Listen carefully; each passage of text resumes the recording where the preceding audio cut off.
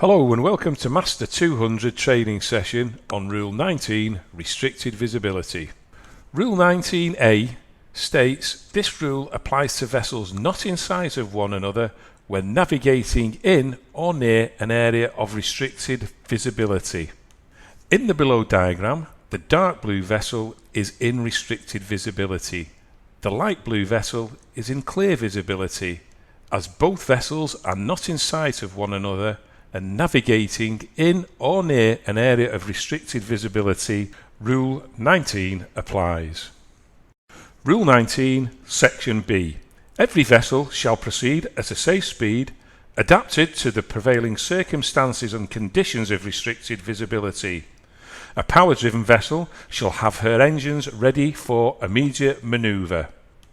This refers to Rule 6, Safe Speed, taking into account Section A, which is for all vessels, and Section B, which is additionally for vessels with operational radar. Rule 19, Section C. Every vessel shall have due regard to the prevailing circumstances and conditions of restricted visibility when complying with the rules of Section 1 of this part. This means every vessel shall at all times keep a proper lookout, Rule 5, proceed at a safe speed, Rule 6, assess the risk of collision, Rule 7, take positive action to avoid collision, Rule 8, follow the rules for narrow channels, Rule 9, follow the rules for traffic separation schemes, Rule 10.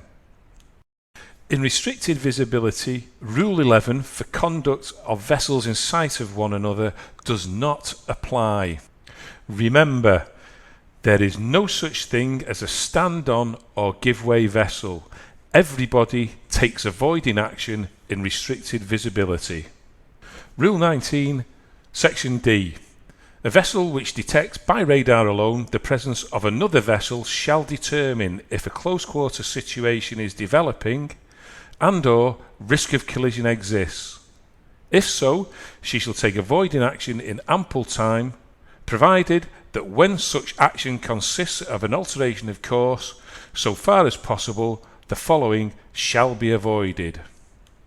An alteration of course to port for a vessel forwards of the beam other than for a vessel being overtaken. An alteration of course towards a vessel abeam or abaft the beam. Let's see what this means. For any vessel forward of the beam, we would alter course to starboard. Any vessel that was abeam or abaft the beam on the port quarter, we would also alter course to starboard. Any vessel that was abeam or abaft the beam on the starboard quarter, we would alter course to port. Remember that this diagram does not apply when you are overtaking. Rule 19, Section E. Except where it has been determined that a risk of collision does not exist, every vessel which hears apparently forwards of her beam the fog signal of another vessel, or which cannot avoid a close quarters situation with another vessel forwards of her beam, shall reduce her speed to the minimum at which she can be kept on course. She shall, if necessary, take all way off and in any event navigate with extreme caution until danger of collision is over. In this diagram, if a vessel hears forward of her beam the fog signal of another vessel, it will be at least 2 miles or less away from her. In this case, she shall reduce her speed to a minimum at which she can be kept on course. She shall, if necessary, take all way off her and in any event navigate with extreme caution until danger of collision is over. Let's look at some examples. In this case, the vessel is forward of the beam. Risk of collision exists, so the correct action would be to make a bold alteration of course to starboard and monitor the situation until finally passed and clear.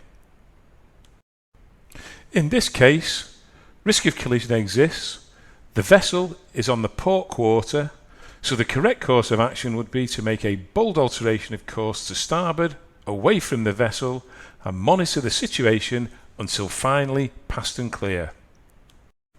For more information about our Masters 200 and Master 500 exam preparation courses, visit www.master200.info or telephone 087 707 9989.